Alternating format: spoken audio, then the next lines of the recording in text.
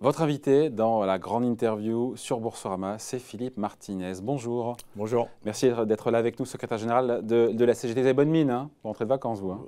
Je fais souvent bonne mine, mais c'est mes origines qui font que je suis Ça aide un peu. bronzé dès qu'il y a un petit rayon de soleil. Bon, Elisabeth Borne, la ministre du Travail, nous a dit il y a quelques jours, appelé, en tout cas elle appelle à revaloriser les minima de branche qui sont inférieurs au SMIC. On a compris qu'étaient visés par la ministre l'hôtellerie, les cafés, la restauration. Vous êtes d'accord avec elle, évidemment? Il était temps qu'elle s'en aperçoive, parce que je lui ai dit déjà à plusieurs reprises, il y a beaucoup plus que les branches qu'elle a citées. Hein. Je pense dans l'industrie, il y a aussi des minima, la métallurgie que je connais bien, il y a beaucoup de minima de branches qui sont en dessous du SMIC. Nous, ce qu'on demande, c'est qu'à chaque fois que le SMIC augmente, eh bien, automatiquement, les minima de branche augmentent. Il n'y a pas besoin de négociation, vous voyez ce que je veux dire? Ça devrait être automatique. Ce n'est pas le cas aujourd'hui. Ben non. Il faut qu'il y ait une négo à chaque fois. Donc la négo, si elle est prévue dans 10 mois, il va falloir attendre 10 mois pour que les minima de branche se mettent au niveau du SMIC. Pardon, pour celles et ceux qui nous regardent, Philippe Martinez, c'est problématique que des branches, quelque part, se retrouvent en non-conformité avec le SMIC. Oui, oui. Et il n'y a aucune législation qui... c'est pour ça qu'on demande l'automaticité de l'augmentation de l'alignement des minima de branche au SMIC, parce qu'il n'y a aucune automaticité. Et il n'y a pas besoin de négociation. Ça devrait être automatique. Et donc, il faut certainement légiférer de ce point de vue-là. Ouais. Sachant que chaque employeur, après, ne peut pas payer, lui, un salarié en dessous du SMIC. Donc, il y a les branches et puis après... Ça arrive, ça arrive. Parce qu'il y a besoin de définir ce que c'est qu'un salaire minimum et un salaire de base.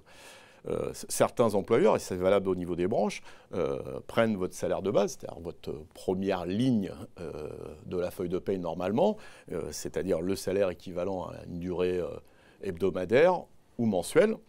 Mais ils disent, comme vous avez une prime machin, une prime truc, eh ben, vous êtes payé au-dessus du SMIC. Or, le SMIC, c'est uniquement le paiement d'une qualification non reconnue par un diplôme.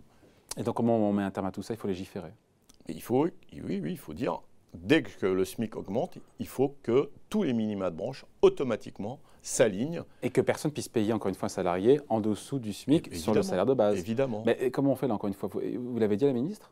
Mais bien sûr, on lui dit. Et alors pourquoi elle bouge celle-là, celle d'avant, et celle d'avant. Et pourquoi aucun ministre ne bouge là-dessus? C'est à eux qu'il faut leur demander. Parce qu'il y a un vrai débat, et je pense que vous avez cité la ministre, mais M. Roux de Bézieux est intervenu dans la dernière on va en parler. Période en disant que lui, son idée, mais c'est ce qui est dans l'air du temps depuis un petit moment, c'est que ça doit se passer à l'entreprise. Au niveau de l'entreprise. Chaque entreprise doit dire que c'est plus pertinent de négocier le salaire. C'est stupide. Après, l'exemple qu'il a pris est intéressant. Il dit un hôtelier qui se trouve, alors de mémoire, je l'ai cité, il parle de la côte atlantique pour qui tout se passe bien, il a eu des clients cet été, tout va bien. L'hôtelier parisien qui n'a pas vu de touristes, c'est pas la même situation. Ça s'entend, ça c'est pragmatique, non? Premièrement, moi, ce qui s'entend, c'est pourquoi un jeune qui arrive sur le marché du travail, comme on dit, qui a un bac plus 2, il ne serait pas payé pareil qu'il travaille dans l'agro, dans l'hôtellerie ou dans l'industrie. C'est le même bac plus 2, c'est le même diplôme. Donc il a la même qualification. Pourquoi il ne serait pas payé pareil? Ça, c'est la première chose. Et puis, ce que veut M. Roux de Bézieux, c'est une liberté totale de payer en fonction je sais pas, du temps, de la saison, du marché. J'ai déjà lu des accords, des prévisions d'accords d'entreprise qui disent on embauchera selon le marché. Ça veut dire quoi ça? Parce qu'on travaille sur la côte atlantique, à Paris ou sur la côte méditerranéenne, quand vous allez au supermarché, faut payer les courses. Oui. Bien sûr, de ce point de vue-là. Non, mais l'idée, c'est que chaque entreprise a ses problèmes en fonction de là où elle se trouve. Oui. Alors, et donc, il dit, en gros, il faut avoir une vision nationale de l'économie au plus près de l'entreprise. Oui. Rien ne se défend là-dedans? Moi, ce que je vois, c'est que les hôtels, cafés, restaurants, surtout les gros d'ailleurs, on a beaucoup de sujets de conflits dans les hôtels de prestige, par exemple, ont touché beaucoup d'aides de l'État et licencient. Ça, c'est un sujet qui mériterait toute l'attention et du gouvernement et du président du MEDEF, parce qu'on licencie, on externalise, on fait appel à de la prestation pour économiser sur les salaires, parce qu'on sait bien que les prestataires, dans les sociétés de prestation, et on en revient aux branches, que ce soit la propreté ou la sécurité, c'est ces branches-là qui se payent, dont les grilles démarrent en dessous du SMIC. Vous voyez ? Ouais. Après, Geoffroy Roux de Bézieux, c'était hier, dans une interview qu'il a donnée, je crois, à LCI. Il dit en gros, une augmentation de salaire, ça provoque une hausse des prix. Et il prend l'exemple de la restauration. Il dit 80% du prix final de la note qu'on paye après le repas, c'est le salaire. Donc il dit si on augmente trop le salaire, on va mécaniquement augmenter le prix du menu. Son raisonnement, pour vous, il ne tient pas la route? Pourtant, il est assez mécanique. On peut le prendre à l'envers.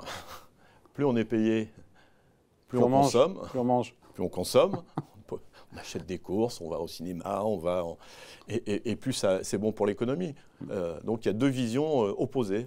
Nous, on considère que améliorer le salaire, c'est favoriser la consommation et donc favoriser et l'économie et l'emploi.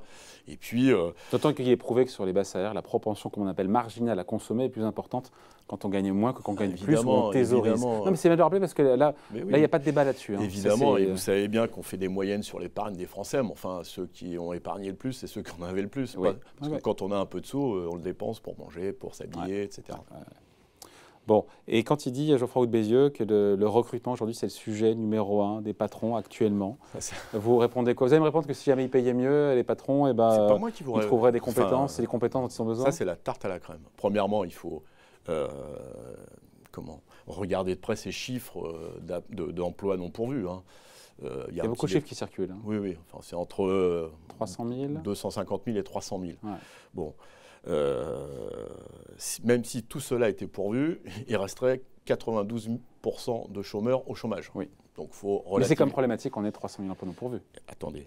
Et donc après, sur ces 250 000 à 300 000, il y a une partie des offres d'emploi qui sont aléatoires, une partie qui sont en prévision de départ en retraite, donc ce n'est pas encore des emplois disponibles. Et puis vous avez raison. Moi, je prends une étude du ministère du Travail, vous voyez, je ne vais pas chercher mes sources que à la CGT, qui dit le problème de ces emplois non pourvus, c'est l'attractivité. Ça tourne autour de 3 choses, le salaire, les conditions de travail, les horaires, la flexibilité, et puis l'exposition à des produits dangereux. Il faut régler ces 3 problèmes-là, et vous verrez qu'on trouvera du monde. Bon. Donc vous renvoyez la patate chaude auprès des... Non, moi je m'appuie sur des données officielles de la DARES, qui est le ministère du Travail. Quels sont les métiers, les secteurs, les métiers où vraiment aujourd'hui il y a des problèmes à la fois de pénurie, à la fois de salaire? Je ne sais pas s'il faut faire le lien, évidemment, on le fait un petit peu, mais les problèmes de salaire, tiens, quels sont les métiers essentiellement dans les services? On résume ça comme ça ou c'est réducteur de dire ça? Pas uniquement. Il y a évidemment ce qu'on a appelé les deuxièmes lignes, le commerce, tout ce qui est hôtel, café, restaurant, on vient d'en parler, mais aussi dans d'autres secteurs, dans l'industrie, par exemple, il y a des métiers en tension depuis des années et des années. Ça, c'est significatif d'un problème d'attractivité des métiers. Et pour ces salariés de la deuxième ligne, dont on a beaucoup parlé évidemment pendant les différents confinements, qu'est-ce qui a été fait pour eux au final, en sortie de crise? Rien. Y a pas, vous voyez, c'est souvent ceux qui sont payés au SMIC. Il n'y a pas eu de coup de pouce. On va avoir ce que les coup de pouce mécanique. Coup de pouce mécanique. Oui, non, c'est pas un coup de pouce. C'est pas de coup de pouce, vous avez raison. Une revalorisation mécanique. On est précis sur les mots. C'est un groupe d'experts avec une petite calculette. Ouais. Eux, ils ne sont pas payés au SMIC, hein, donc ils ne savent pas ce que c'est que d'essayer de vivre au SMIC. Ils font un petit calcul et ils disent, voilà, c'est ça. Vous vous rappelez la dernière augmentation, 0,99%. Il faut vraiment pas avoir les pieds sur terre pour ne pas... et c'est aussi la responsabilité du gouvernement pour ne pas dire, bon, on va avoir l'air moins con, si vous me permettez l'expression, d'arrondir à 1%. Vous voyez, c'est totalement... Mais aujourd'hui, le gouvernement n'a la main que sur le SMIC. C'est-à-dire que, pour vous, qu'est-ce que vous préconisez sur les salaires? Qu'il y ait un coup de pouce. Qu'il y ait un coup de pouce au SMIC. Ouais. C'est-à-dire combien vous demandez? En plus, il faudra au moins 10%. 10%. Au moins dans un premier temps.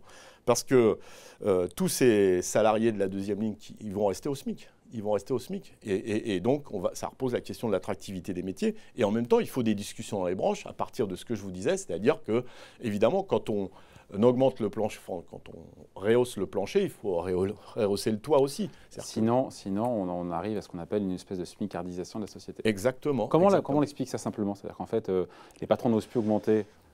C'est pas qu'ils Comment on résume ça, la smicardisation de la société? C'est premièrement, avec tous les allègements de cotisation, vous savez que jusqu'à maintenant, ça doit être 1,6 fois le SMIC, on ne paye plus de cotisation sociale. Enfin, les patrons ne payent plus de cotisation sociale. vous imaginez bien qu'il est intéressant de ne pas dépasser ce plafond. Comme ça, vous faites des économies. Ça, c'est un vrai problème. Ça, c'est un vrai problème, par exemple. Et puis, on demande il faut augmenter le plafond, ces cas-là. Oui, mais il faut augmenter le plafond. Si on vous augmente... Non, le plafond des cotisations sociales payées en moins par les salariés, par les patrons, pardon. Au lieu d'1,6 fois, si vous le montez à 2 fois ou 2,5 fois. Les cotisations, ça fait partie du salaire. Donc, c'est un autre débat. Ouais. Si on veut que la sécurité sociale reste... j'allais dire, un modèle dans le monde, et on l'a vu pendant la Covid, il faut des cotisations sociales payées par les salariés et par les employeurs. Mais au-delà de ça, il faut un raisonnement, et j'ai souvent l'occasion de vous en parler, de solidarité entre les grands groupes et les... Moi, je reconnais que les petites entreprises puissent avoir des problèmes pour bien payer leurs salariés, mais la période montre que les grands groupes, vous savez, les 37 entreprises des 40 plus grosses en France, ont dégagé 57 milliards de bénéfices en 6 mois. Vous savez que ces 37 boîtes-là, ce n'est pas la France. Ah bon? Non, mais l'économie française aujourd'hui, combien d'emplois sont représentés par ces 37 boîtes? C'est des entreprises françaises. Bien sûr, mais le gros de l'emploi aujourd'hui... Le CAC 40, bien sûr, et on parle bien l'indice de la France. Bien sûr, mais ça ne représente pas l'économie française, les territoires, les PME, les ETI, qui d'ailleurs ne se sont pas représentés par les boîtes du CAC 40. Vous savez qu'il y a des tas de petites entreprises qui dépendent voilà. de l'activité de ces grosses boîtes. Ouais, c'est pour ça que nous, on appelle ça les donneurs d'ordre. Et le MEDEF refuse. Je sais que les grands patrons, nous, on n'est pas des donneurs d'ordre. Mais si, c'est eux qui imposent des règles à l'ensemble d'une filière. Ouais. Et donc, ils ont... Sous-traitants. Oui, la sous-traitance. Et donc, ils ont un poids sur la vie des salariés dans les petites entreprises. Quand il y a des programmes de... quand il faut baisser les coûts... Si on veut avoir le marché, qui impose ça? C'est bien les grands groupes. Eh bien, les patrons de TPE, PME, qui aimeraient bien augmenter leurs salariés parce qu'ils disent oui, mais si on veut avoir le marché. Et donc, il faut inverser la tendance qui consiste à dire qu'il n'y aurait que le coût du travail qui serait un problème. Il y a bien d'autres coûts qu'on ferait bien de regarder. Dans ce qu'il propose, Geoffroy Roux de Bézieux, il plaide pour une nouvelle... Vous avez étudié le programme du MEDEF par cœur? Non, mais non, parce qu'il y a une interview hier de lui, je vous fais réagir par rapport à ses propos, vous avez l'habitude. Il plaide pour une défiscalisation des heures supplémentaires, qui dit avait bien marché sous Nicolas Sarkozy, mais quand vous parlez de cotisation, pour vous, non, il ne faut pas... Ni désocialisation, ni défiscalisation. Vous savez, quand on pour encourager l'activité supplémentaire... Chaque fois qu'on nous dit qu'on nous fait des cadeaux, c'est de l'argent qu'on vous met dans une poche alors qu'on vous l'a piqué dans l'autre. Moins d'impôts, comment on fait avec toutes les infrastructures territoriales, les routes, les écoles, etc. Qui paye? Qui paye? S'il n'y a plus d'écoles publiques, on va mettre nos enfants dans les écoles privées. Ça a un coût. Ça a un coût. Si on a les moyens de se les payer. Si on a les moyens. Donc ça, c'est de l'arnaque. Moins de cotisations sociales, ça fait que l'hôpital public, vous aurez de plus en plus à débourser d'argent, ce qui est déjà le cas aujourd'hui, ou vous tournez vers des hôpitaux privés qui sont très chers. Donc, si on ne veut pas une société à 2-3 vitesses avec un accroissement des inégalités, il faut remettre de la solidarité. Et la solidarité, c'est l'impôt et les cotisations sociales. Bon, on avait le Premier ministre hier qui était en déplacement, Philippe Martinez, à Châtellerault, pour dévoiler donc son plan pour former 1 400 000 demandeurs d'emploi l'an prochain, avec un accent pour les chômeurs de longue durée, ceux qui sont le plus éloignés du marché du travail, qui ont le plus de mal à retrouver un emploi. En faire plus pour eux, pour ces gens-là, ça va quand même dans le bon sens, non? 1,4 milliard sur la table entre 2021 et 2022, avec des crédits qui sont réaffectés. Bon, après, il faut regarder la tambouille. Mais premièrement, c'est 1,4 milliard, il y a beaucoup d'aides aux entreprises, encore. Vous l'avez noté, il y a des primes pour embaucher. Il y a trop d'aides aux entreprises. Mais oui, il y a trop. Parce que non conditionnées, c'est ça? Oui, il y a trop d'aides sur lesquelles on n'a aucune visibilité de l'utilisation. Aucune visibilité. C'est-à-dire qu'on dit, on vous donne. Vous dites oui aux aides, mais aux aides conditionnées. Mesurer les aides et pas à n'importe quelle entreprise, des entreprises qui font des milliards. Regardez, on nous parlait avant la crise de la Covid, pendant la crise de la Covid, de la mort de l'industrie automobile, aéronautique. Dans les 37 entreprises qui ont dégagé 57 milliards d'euros de bénéfices, il y a Airbus, Renault, Peugeot. Donc il faut des aides ciblées et conditionnées.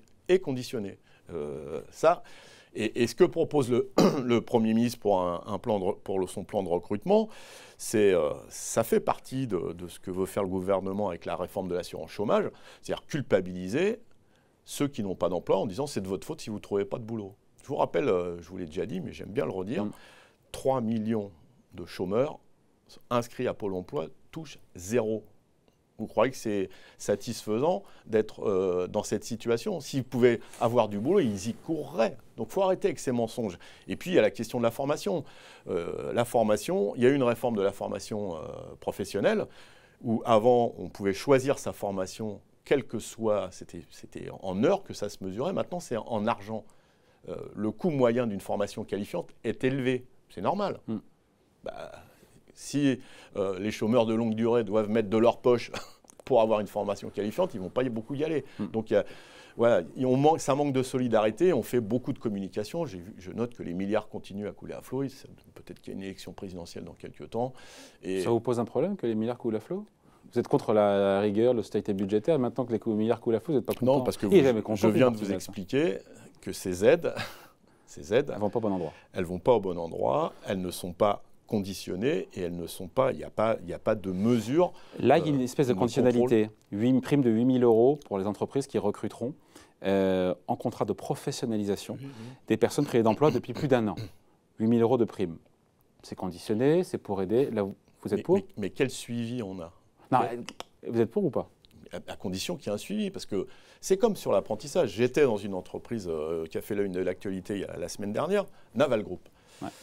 J'ai discuté avec des jeunes en apprentissage, soudeurs étanches. Ça fait 10 ans qu'on me dit on n'en trouve pas, on n'en trouve pas.